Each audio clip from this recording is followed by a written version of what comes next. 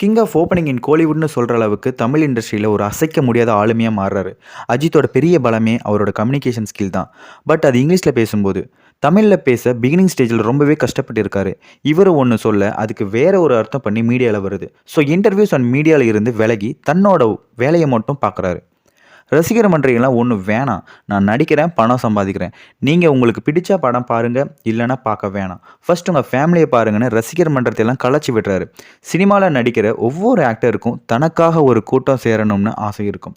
அப்படி சேர்ந்த கூட்டத்தை பார்த்து ஃபர்ஸ்ட் உங்கள் ஃபேமிலியை பாருங்கள், உங்கள் டைம் வேஸ்ட் பண்ணாதீங்கன்னு அட்வைஸ் பண்ணி ரசிகனை வழிநடத்தும் ஒரு தலைவனாக மாறுறாரு அஜித்குமார்.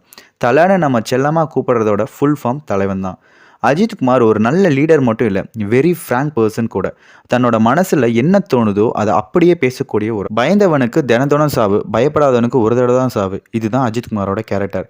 ரேசிங் ட்ராக்ல 300 கிலோமீட்டர் ஸ்பீடில் போகும்போதும் சரி, சிஎம் ஃபங்க்ஷனில் சிஎம்க்கு முன்னாடியே எனக்கு இந்த ஃபங்க்ஷனுக்கு வர பிடிக்கலைங்க ஐயா, என்னை கம்பல் பண்ணி வர சொல்கிறாங்க ஐயான்னு சொல்லும்போதும் சரி, பயமே இல்லை. A man with zero fears, that's AK. இதெல்லாம் பார்க்கும்போது அஜித்குமார் ஒரு ரெபல் கேரக்டர்னு தோணும். பட் அவரை இன்னொரு பக்கம் ரொம்ப கைண்ட் ஹார்ட்டடான பர்சன். 15 வருஷம் கழிச்சு 53 வயசில் தன்னோட பேஷன் நோக்கி போகிறது, தனக்கு பிடிச்ச விஷயத்தை செய்கிறதெல்லாம் ஓகே. ஒவ்வொரு இந்தியனும் பெருமைப்படுற மாதிரி தன்னோட பேஷனில் ஜெயிக்கிறது எல்லாம் சாதாரணம் இல்லை. அஃப்கோர்ஸ் இது டீம் எஃபர்ட் தான். அஜித் இது மூலமாக மோட்டார் ஸ்போர்ட்ஸுங்கிற ஒரு இண்டஸ்ட்ரி பக்கம் ரோட்டில் சும்மா பைக் ஓட்டிட்டு ரேஸ் விட்டு போலீஸ் கேஸ் வாங்குற ஒவ்வொரு யங்ஸ்டர்ஸோட கவனத்தையும் திருப்பியிருக்காரு.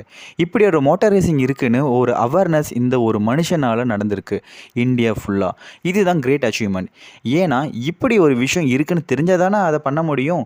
முன்னாடியே சொன்ன மாதிரி மோட்டார் ரேசிங் ஒன்றும் சாதாரணமான விஷயம் இல்லை. இதுக்கு பேஷன் மட்டும் போதாது, நிறைய பணமும் தேவை, டெடிகேஷனும் தேவை.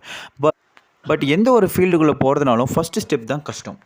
இந்த மனுஷன் டைமை ரொம்பவே வேல்யூ பண்ணுறாரு. Acting, aero modelling, racing, cooking, photography, business, family, இது எல்லாத்தையும் பார்த்துக்க எப்படி டைம் ஸ்பெண்ட் பண்ணுறாருன்னு தெரியல. Yes, he is also having a 24 hours.